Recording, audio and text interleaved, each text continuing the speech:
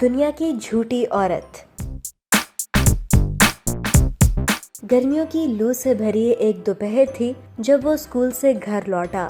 گھر میں داخل ہوتے ہی اسے محسوس ہوا جیسے ماں کے چہرے کا رنگ ایک دم تبدیل ہو گیا۔ ماں سے دیکھ کر مسکرائی اور کہا، جلدی سے کپڑے بدل لو، میں کھانا لاتی ہوں۔ جب وہ کپڑے بدل کر آیا تو سامنے سبزی یا دال کی جگہ کچھ اس کی پسندیدہ ڈش، ایک پیالی میں میٹھا اور گلاس میں ستو موجود تھا۔ اس نے پوچھا، امی آج اتنا کچھ، خیریت تو ہے؟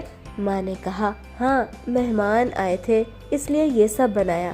اس نے کہا، آپ بھی آ جائے۔ ماں بولی، میں نے مہمانوں کے ساتھ کھا لیا تھا، اب تو پانی کی جگہ بھی نہیں، تم کھاؤ نا، ٹھنڈا ہو جائے گا۔ یہ کہہ کر ماں پھر سے کچن میں چلی گئی۔ وہ روز منہ بنا کر کھانا کھاتا تھا، لیکن آج پسند کا کھانا دیکھ کر جلدی جلدی سب چٹ کر گیا۔ برتن اٹھا کر وہ جیسے ہی کچن میں داخل ہوا تو اس نے دیکھا دنیا کی سب سے زیادہ جھوٹی عورت فرش پر بیٹھی کئی دنوں کے بھوکوں کی طرح باسی روٹی کو پانی میں ڈبو کر کھا رہی تھی۔